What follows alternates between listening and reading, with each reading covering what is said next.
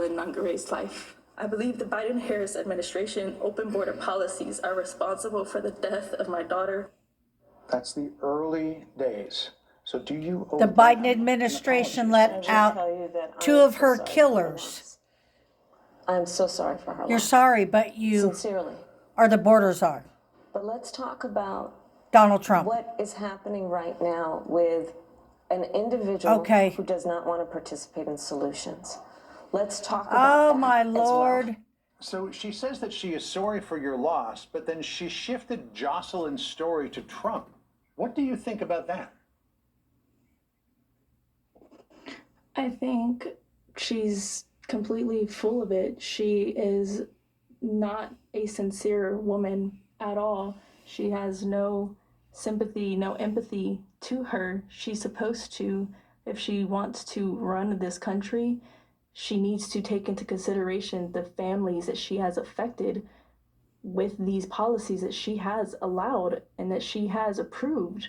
It's unacceptable that she gave me a very empty, half open apology to thinking she was being sincere, to just shift like she always does in every interview or questionnaire she has to somehow shift it over to Mr. Trump, and Always. that makes absolutely no sense. Why can't you just take accountability like you should and actually try to make a difference, maybe be humane and actually reach out to families that you have affected?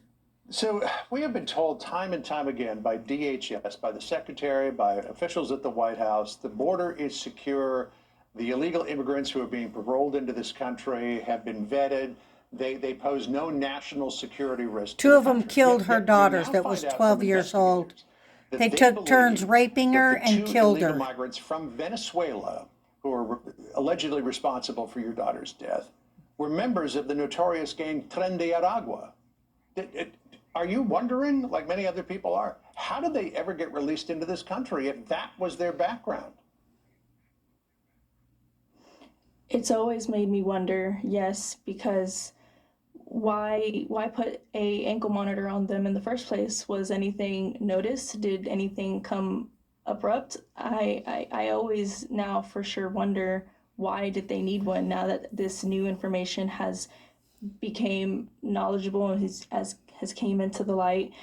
It really makes me wonder, why were they released? Why? This should have been something that was immediately thought of, them being Venezuelan natives, and it just proves more that them being what they did so heinous was intentful.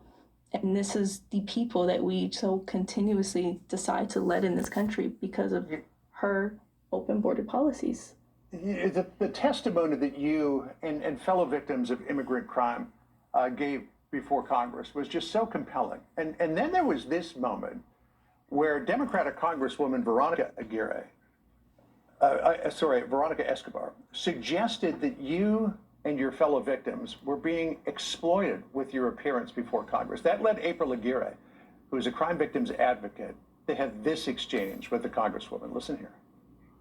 It's insulting that you would say that to these families, that you would make an assumption that they're being used or exploited anyway. Not one time when her daughter was murdered and I was helping her navigate the criminal justice system did one Democrat call me to offer their assistance. It was only Republicans, and I am an independent. I vote both ways. So it's insulting. No, please don't speak over me because I'm still talking. Okay. I'm not done. I have the mic. I have the floor. I have the floor. If you want to answer me, you ask.